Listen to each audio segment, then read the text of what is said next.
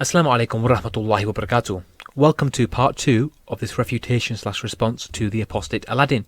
If you have not watched part 1 already, then please do check it out. It is linked in the description. Now this video you are watching now will follow more or less the exact same format as part 1. I'm going to respond to some of the things Aladdin has said, and I'll make reference to additional evidences/links which you can find in the description in a PDF document, just like the last one. Now in the introduction of part 1, I remarked how Aladdin's going to show us the world, but it's not going to be shining, not shimmering, and it won't be splendid. This is the case yet again. At least you're consistent, Aladdin. Anyway, let's begin. Nobody's gonna know. Nobody's gonna know. They're gonna know. How would they know?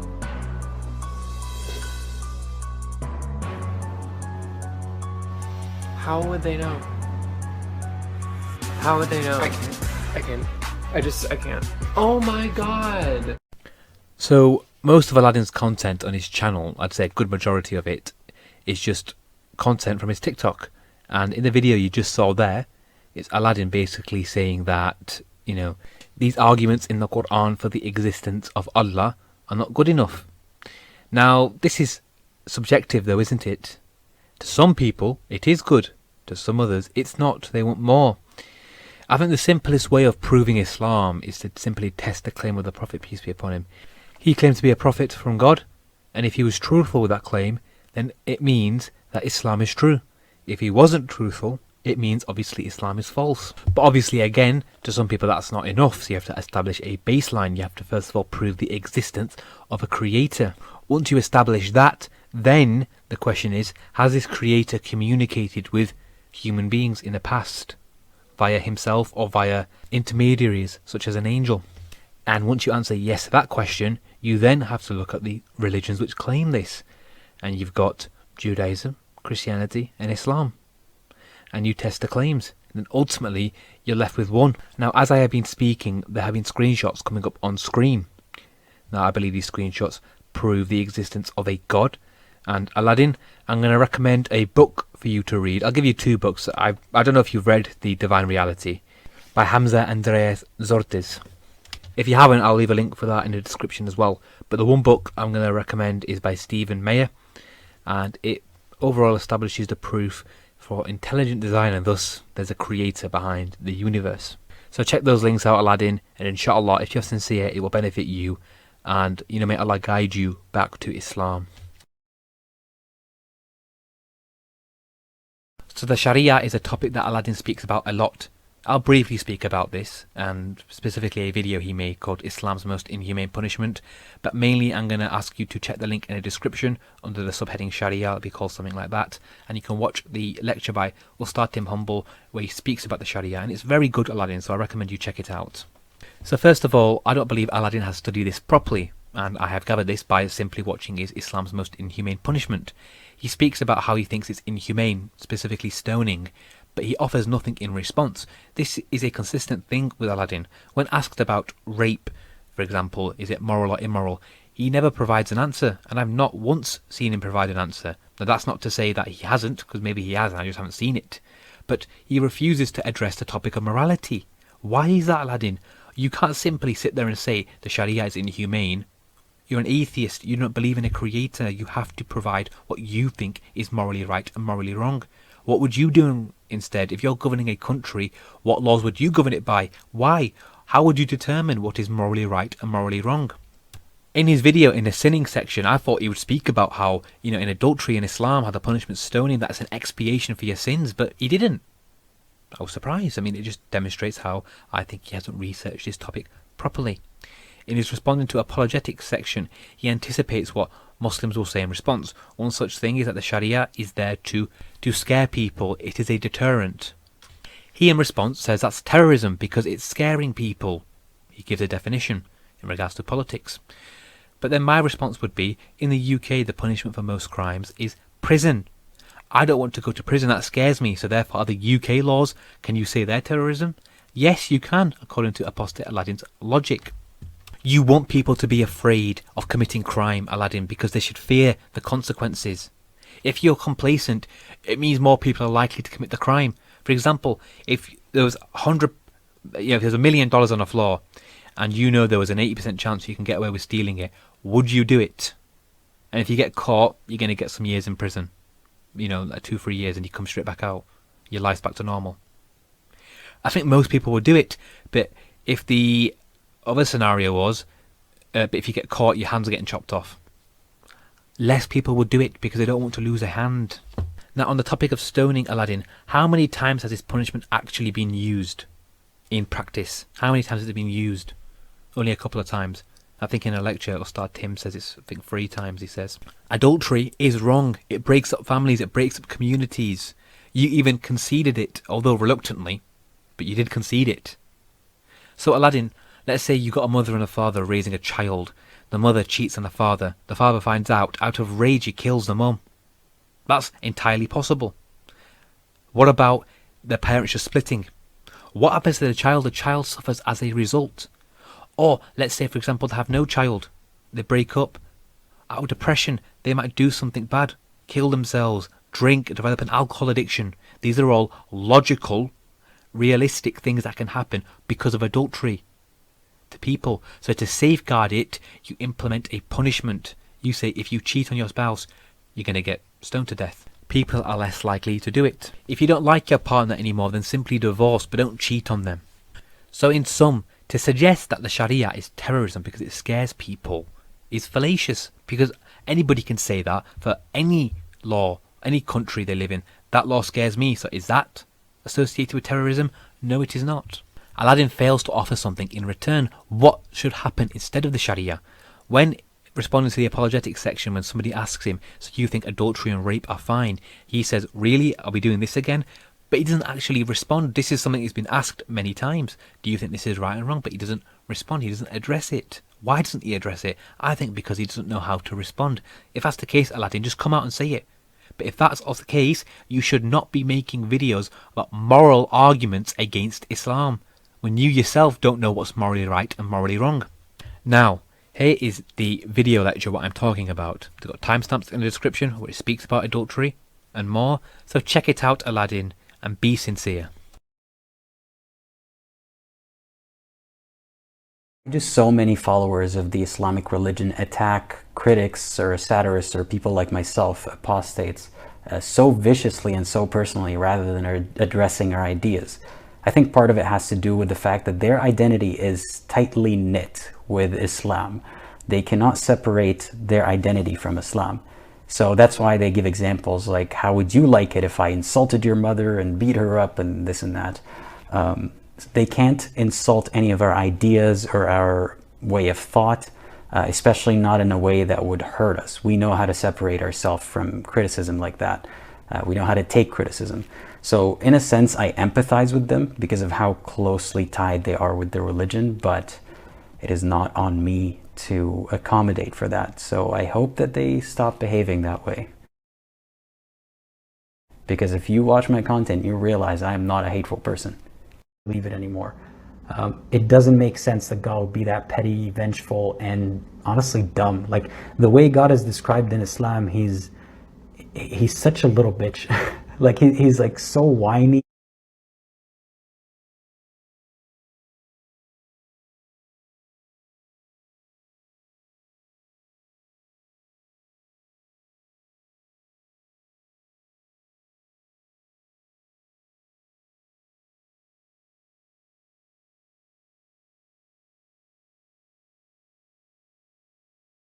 Major source of frustration as someone who left religion is disappointment. Disappointment in noticing how people that you love, care about, and know turn into awful people because of religion. Disappointment in learning how far their minds have gone to justify their religion, making them worse people than you thought they were. And then there's the frustration of not knowing what to do with that disappointment. I gotta watch as Muslims hurl insults at me, and not just me, and other people who haven't even really talked about Islam but have left it, as they keep quoting scripture about how these people are awful and they're doomed, and I can't do much about it. I'm just disappointed that it came to that. Because I know that Muslims as people are just like any other people. An outsider can easily translate this into hate, especially saying that Muslims do that to people who leave Islam. But I neither want to nor can bring myself to do that, so it's just frustrating.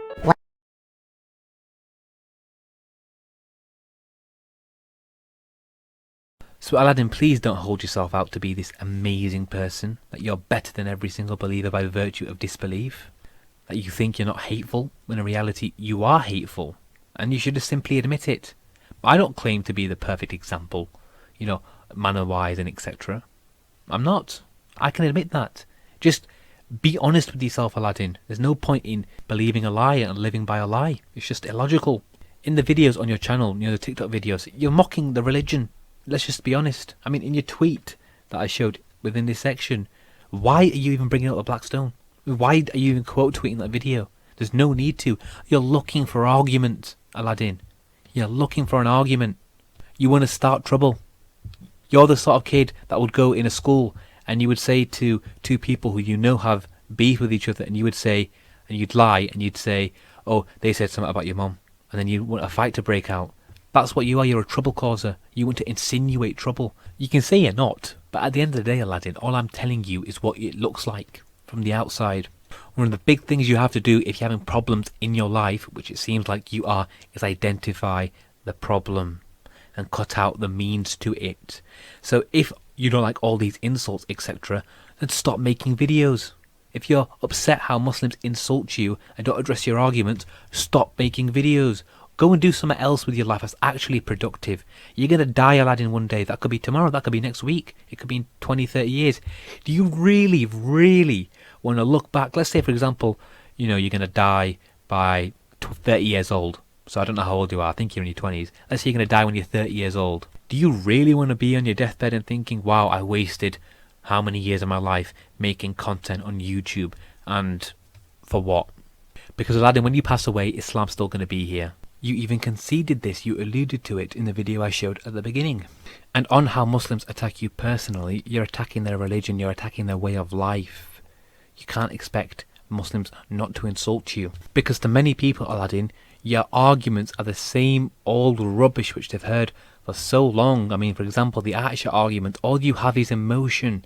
Never, ever in my life have I seen someone cry as much than you regarding the marriage to Aisha. Never. And it seems you have a stubborn refusal to actually engage with the topic, to actually read things properly. That's what it seems like, Aladdin. So in sum, Aladdin, to many Muslims, you are ignorant. You do not like to address certain topics like morality, for example, in the context of what I mentioned earlier regarding the Shariah. You've held yourself to this pedestal, to this degree, to this level, and you think you're better than everybody else.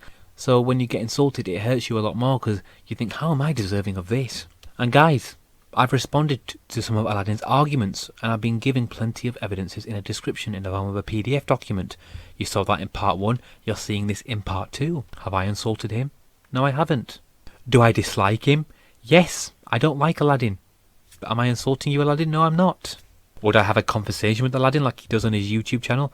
No. Why don't I want to do that? Because I don't like him, and I tend not to want to have conversations like that with people I dislike. The only reason why I'm making this video is because nobody has made a video on you yet, and I want to make a video responding to some of the things you have said, and I believe I have done that, providing sufficient evidence. Well, thought I'd try out my sea legs.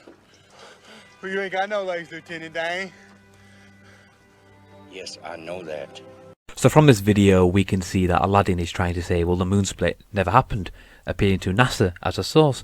Now why is this hypocritical of him? Well, because he appeals to hadith to try to raise arguments against Islam, such as the Prophet's marriage to Aisha. He got the fact she was 9 from what? A hadith, Sahih Bukhari 5134, and other hadith as well. So according to Apostate Aladdin, those hadith are sahih, but the hadith which speak about moon splitting, when you have witnesses from Muslims and non-Muslims, they're not sahih. Do I even have to explain why that is hypocritical? A response Aladdin could give is to attack the hadith corpus, saying that it's not reliable. Well, then he renders his videos where he speaks about hadith to try and make arguments against Islam, he renders all them null and void. On the topic of the moon split, the Meccan people were challenging the Prophet. Do it. So then he did it, he split the moon by the permission of Allah. And he told them, bear witness. Now you have Muslims and non-Muslims who witnessed this. You have the verse in the Quran from Surah Al-Qamar, which says the hour has drawn near and the moon has been split. At this point, somebody may try and object and say that this is referring to the Day of Judgment, or one of the signs of the hour, but this is simply not the case. It is a minority opinion. The stronger opinion is that this happened during the Prophet's life, and it happened when he split the moon by the permission of Allah. You even have hadith which speak about it, which reference the Quran verse, and also the splitting of the moon event. If it never happened, surely the people of Makkah, there'd be a report saying, well, the Quran says this never happened. What are you on about? You know, what's Muhammad on about? But does such a report exist? No, it does not. That, combined with the fact you have non-Muslims who witnessed it, like Al-Walid ibn al-Mughira, among others, demonstrate the fact that this actually happened. Now let's address the objections, including the NASA thing that Aladdin referred to or brought up. Now people may object to this and say NASA haven't said the moon did not split, as in they've got no evidence to say the moon did not split. My response would be, could God split the moon and then put it back together again like it never happened? The answer is yes. Also, science changes. What if NASA invests a lot of money into researching the moon and find evidence that it did split? What would you do then? You would still reject it. Now Aladdin alluded to this in his video. You saw it. He said Allah hid it. But that doesn't do anything, Aladdin. What am I meant to do? Sit there and be like, oh yeah, good point. No, I'm not. Who was the miracle for? What people? Who did Muhammad sallallahu alaihi wasallam tell to bear witness? Did he tell you to bear witness, Aladdin? Or was he speaking to the people around him, physically around him? Moreover, as mentioned earlier, these hadith are sahih, many sahih hadiths. You can't on the one hand say, this sahih hadith I'm going to accept, but this sahih hadith I'm not going to speak about because it doesn't suit my agenda. You can't do that, Aladdin. That's not fair. And you know that's not fair. Another objection to the moon split is the lack of external sources. People may object and say, why isn't there any source outside of Arabia at the time, such as by Romans or the Persians, as they were two major empires? My response to that would be, what if there's an expedition some point in the future and some ancient documents are found, and it's a document which is an eyewitness account from the moon splitting? The Romans and Persians weren't expecting the moon to split, were they?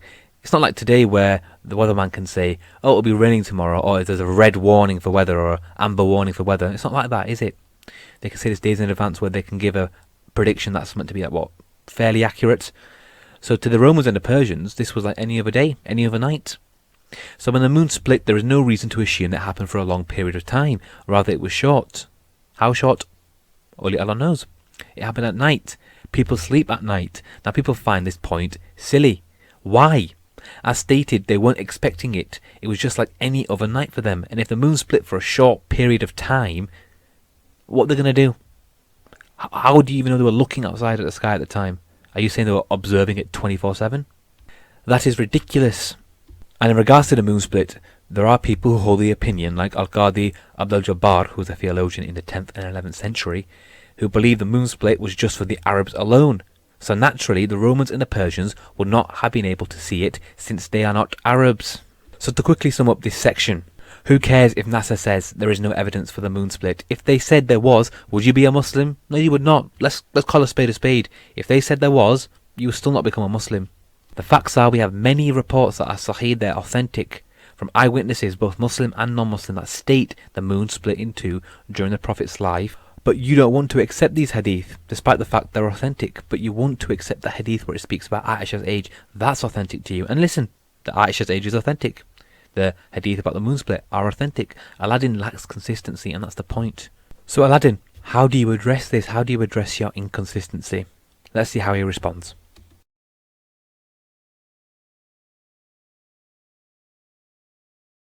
What is modern day Ethiopia, an Ethiopian slave. And that word Habashi is used a lot in a lot of hadith, and it is synonymous with black. And often the word slave, not all slaves were black, but there's a lot of correlation there, unfortunately. So this here is to tell you not to trust these translations all the time. They omitted the part that said slave, and they just put Abyssinian. So it seems like, oh, the people of that area.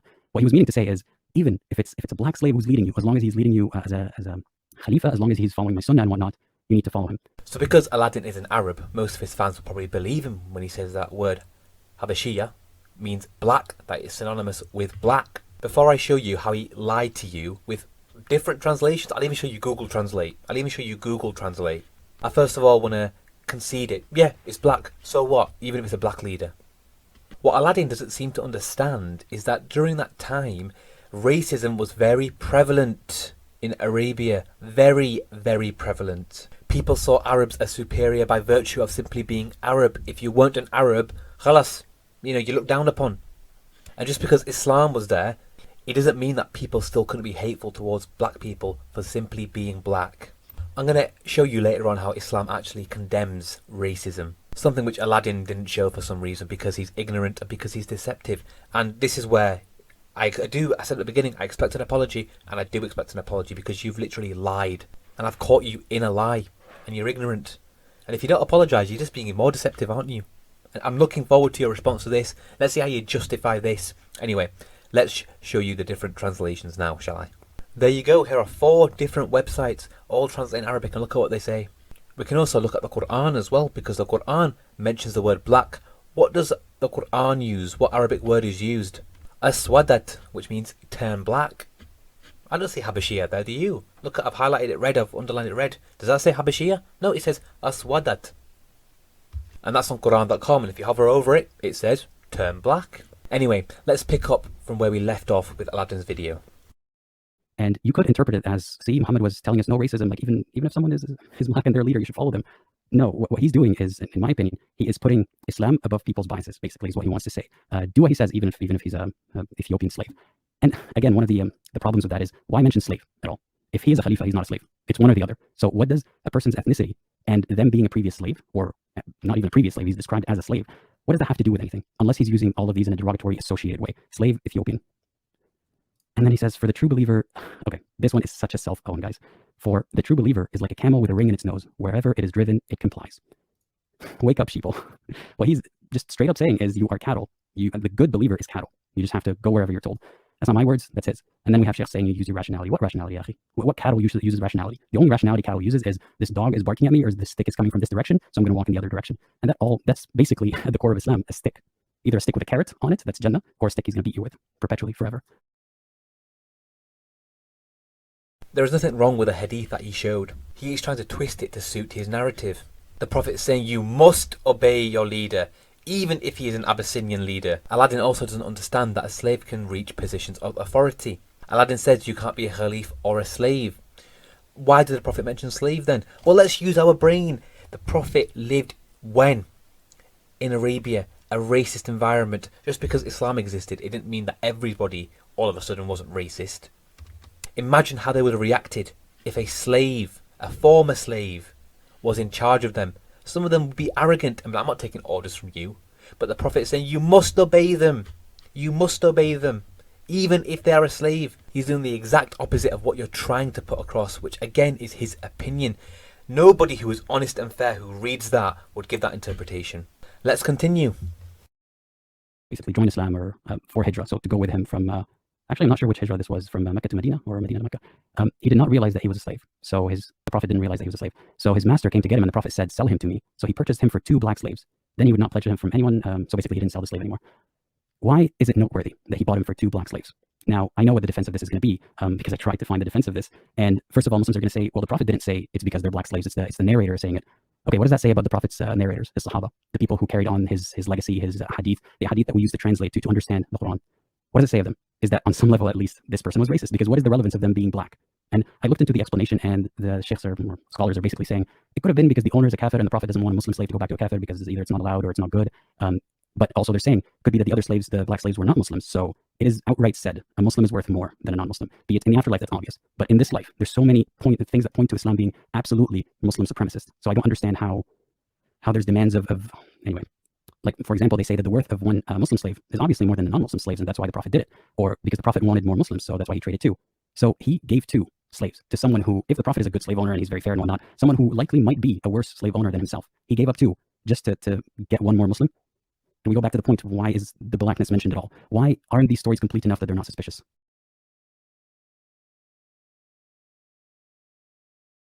It gives no indication that it was the Prophet himself who set the value of the other slave. Just because that's what ended up happening doesn't mean that the Prophet himself wanted the trade to go that way. Nor does it mean that black slaves are worth that much. You literally just read that into it. As a matter of fact, we know that the ignorant Arabs of the time had a low view of dark-skinned slaves and their value. And so they would set the values themselves, often at a very low cost. When Abu Bakr bought Bilal out of slavery, Abu Jahl, Bilal's master at the time, milked him out of a ton of cash, and after Abu Bakr gave him what he wanted, he told him that he would have sold him for almost nothing because that's how low he viewed him. Now this alone destroys the idea that the companions of the Prophet were racist, but it also shows that the value of dark-skinned slaves inherently was often given by the mushrik, not the Muslim. Muslim, and that they set a very low cost. Just because two were sold for the price of another doesn't make their value inherently lesser in the sight of the Prophet. Moreover, we don't even know the race of the other slave. He could have been dark-skinned, light-skinned, Arab, Ethiopian, Roman, Persian, Namekian. We're just never told. Also, it seems that David is unaware of the fundamentals of business and trading. When you're trying to buy something from someone, you offer the most tempting price to your buyer to make sure you can seal the deal. So if the other man is the one who set the value and made it so that he could buy back the slave by trading two black slaves, then it's him who set the value in order to entice the Prophet to sell the other guy. But if the Prophet is the one who set the value, then his desire was at the whim of the other guy who was buying back the original slave. In other words, this is just business and nothing more. When people buy stuff, they have to make the trade as mutually beneficial as possible if they want to get what they want. David, however, managed to read into this black slaves were only half as valuable as Arab slaves, despite, once again, the race of the original slave not being mentioned whatsoever. I challenge you to give me a credible scholar who has such a wacky opinion based on this hadith. Please stop making up fatwa. Also, think about how ridiculous this argument is, even if we give him the best benefit of the doubt. You mean to tell me that the Prophet hesitated to give up any more of his numerous black slaves, even though they're worth less? That doesn't make any sense. If they're worth less, then why, according to David, would he cling on to them so much? It's literally like saying, I've got a bag full of quarters and pennies. Let me purchase things with my quarters carelessly, but be very careful with these pennies, even though they're worth far less. Again, this is according to David's interpretation. Also, I hate how he keeps saying numerous black slaves to help give his audience the idea that most of his slaves were black. How else is he going to make him look racist, right? He's got to hammer this point in somehow, I guess. Most of the Prophet's slaves were Arabs, regardless of skin color. What's more, all of them were freed. Wow, what a typical slave master, freeing his slaves and all. Notice, by the way, how black slaves are described in Islam's most trusted sources. Trading slaves is equivalent to trading animals. That's not the hadith. That's a chapter heading, not original there. Although I'm not sure how this would change anything. It's not saying that slaves are equal to animals, just that you trade them for different values. It's like buying and trading animals, since in both cases, you own them. Despite that, you still can't treat a slave however you want, just like you can't treat an animal however you want. But in any case, it's not like we have to believe this anyway, since the chapter heading is not part of the hadith, nor is it even attributed to the narrators of the hadith. It means nothing. Yeah, so now we know you can get a 2-for-1 deal, apparently, if that's what you want to do with your slaves. And if you're not convinced that there's some racist undertones here, or at least it's suspicious, there's this hadith here. You might have heard of it. The Prophet said, listen and obey your chief, even if an Ethiopian whose head is like a raisin were made your chief. وَإِنْ اسْتُعْمِلَ حَبَشِيٌّ كَانَ رَأْسُهُ زَبِيبًا. And that is a description of the hair on their head and how their heads look like raisins. I looked into the explanation of that as well, and I read that he was just describing them for the people, as if people didn't understand what Habashi was. And again, he keeps harping on this point, even if it's a black leader. And the point he's trying to make is not that black people are equal to Arabs or anything like that. I don't think so. He's saying Islam is more important than color. He's not saying humans are equal. You might hear stuff about all humans are equal in the eyes of Allah, but is it really when they use the word slave and Habashi and Abd, like they're all just often used next to each other? And what is the point of describing the way that his head looks? Now, some people might say that's just non-PC, but it's not like very bad. Okay, let's just presume that in today's world we understand that it's hurtful. Didn't Muhammad or Allah have the foresight to see that this one day was going to be problematic? Like the woke movement, I suppose, is going to come for him or something? Because it's not just about exaggerating a response to this. This is actually hurtful. Why would you need to describe them at all? And if you really believe that Muhammad just had nothing to do with their looks, then why did he say it? In regards to him saying, didn't Muhammad sallallahu alaihi wasallam and Allah have the foresight to realize that one day this will be problematic? That is irrelevant, because the way you interpret it is completely false. And you yourself aren't black. You even say to black people, you should really reconsider Islam, expecting the fact that they should have an issue with it, but they do not. And again, you're going to see a response from Jason Skywalker on this. And then we're going to get into how the Prophet was actually anti-racist. I'm going to share you narrations from him. Then we're going to go to the Quran as well. And question, guys, why didn't Aladdin show any of this? You sick, manipulative liar. Let's read the full quote, as well as an interesting corroborating narration, narrated by Anas ibn Malik. Allah's Messenger, sallallahu alaihi wasallam, said, you should listen to and obey your ruler, even if he is an Ethiopian slave whose head looks like a raisin. Sahih Bukhari 7142. I can't believe you, David. I can't believe you. The Prophet here is saying to obey your ruler, regardless of his race, status, or physical appearance. And you hide all of the text to make people think that he was just insulting Ethiopians. This is the antithesis of racism. Moreover, as we can see, he didn't say that Ethiopians are raisin heads. He said obey your ruler if he is an Ethiopian who has a raisin head. Not all Ethiopians have raisin heads, but hey, in case you see one that does, listen to him anyway. What, are you gonna force raisin head to have some kind of racist connotation? Most scholars on the Hadith tradition, as well as the Arabic language and Arab culture, agree that the term raisin head was related to the hair texture or style of the Ethiopians. There's no reason to take your playground insult mindset and superimpose it onto these people who lived 14 centuries ago. What do you want me to ask them if they saw this as an insult? Besides, raisins are fine. I actually kind of like raisins. Yeah, I'm not like some little kid. I actually like raisins, and the Arabs liked raisins too. They didn't have a problem with them. They didn't see raisins as some kind of lowly thing. So since I was just desperate to see where in the world this anachronistic argument came from, I decided to look up the term raisin head and see what it's used for. The first result sent me to a site that just told me the meaning for raisin and head separately, without telling me the meaning of the term. I was starting to think that the term itself didn't even exist. I then went to the Urban Dictionary to see what it says about it. Term for brand new American naval recruits for the first few weeks of boot camp at the Great Lakes, Chicago, Illinois Recruit Training Center, RTC. The term comes about as new recruits start wearing black watch caps, knit stocking caps, instead of the classic white Dixie cup hat of the traditional U.S. Navy enlisted man. So, even according to a modern understanding, this term does not and cannot be understood as an insult, but merely In the Quran, Allah says, surely the most noble of you in the sight of Allah, again I'll repeat that, the most noble of you in the sight of Allah is the most righteous among you. Allah there doesn't mention anything about skin colour or gender. No, he says the most noble of you. You obviously have the last sermon of the Prophet, peace be upon him, where he said there's no superiority for an Arab over a non-Arab, nor for a non-Arab over an Arab. Neither is the white superior over the black, nor is a black superior over the white, except by piety. Look at this hadith. The Prophet ﷺ said, Allah has done away with the haughtiness of the days of ignorance and its vain boasting of one's ancestry. Mankind is of two types, the pious upright one, honourable in the sight of Allah, and the immoral sinful one, worthless in the sight of Allah. All mankind are children of Adam, and Allah created Adam from sand. Allah states, O mankind, we created you from a single pair, male and female, made you into nations and tribes that you may get to know one another. Surely the most noble among you in sight of Allah is the most righteous. Again, the pious, upright one, honourable in the sight of Allah. No mention there of skin colour. Look at this example between Hafsa, Safiya, and the Prophet. Safiya was crying because Hafsa said that she's the daughter of a Jew. The Prophet said to Safiya, the other daughter of a prophet, Harun, as in her lineage is from Harun, and the uncle was a prophet, again her lineage is from Musa alayhi salam, and that you're the wife of a prophet. So what is Hafsa boasting about?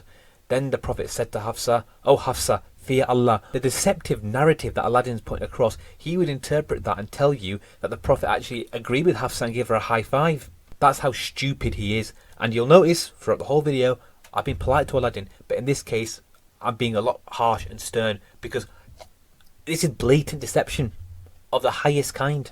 The other stuff I can put down to ignorance, but this is deception. Another hadith, verily Allah does not look at your appearance or wealth, but rather he looks at your hearts and actions.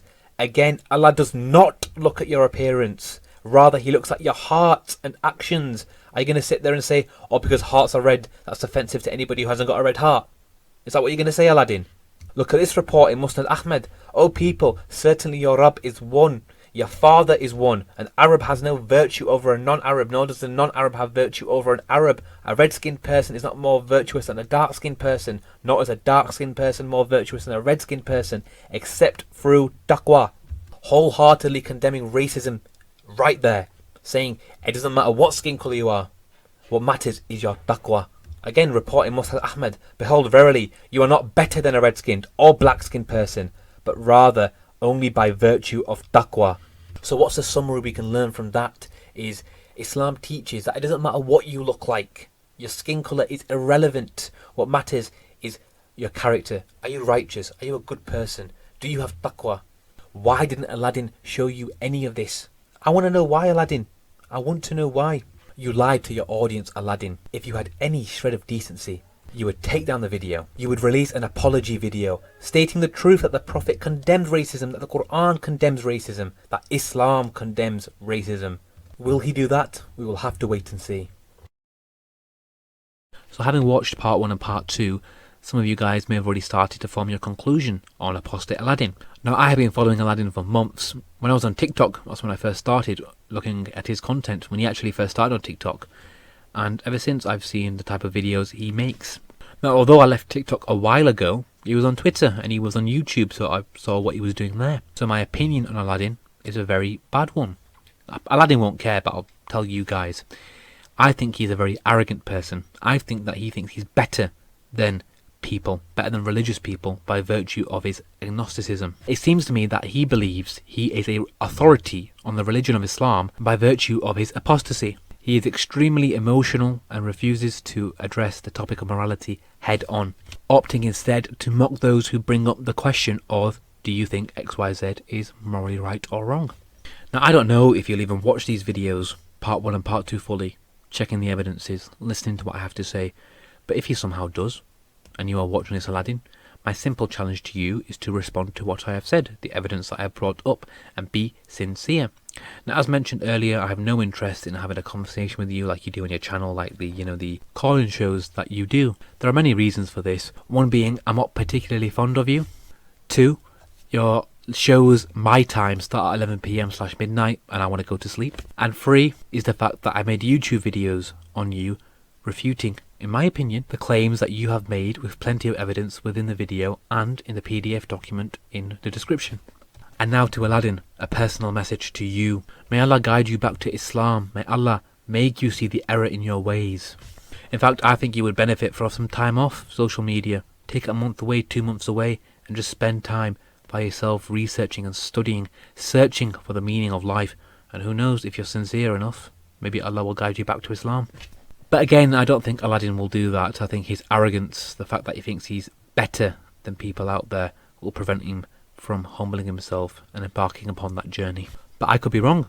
I guess we will just have to wait and see. But that is his video done. Inshallah you found some benefit from it. Be sure to check the link in the description, which is a PDF document which contains links with additional evidences related to the video that you just watched. Any good in this video is from Allah, and any wrong is from shaitan and my ignorance. And I'll see you in the next video, inshallah. Assalamu alaikum wa rahmatullahi wa barakatuh.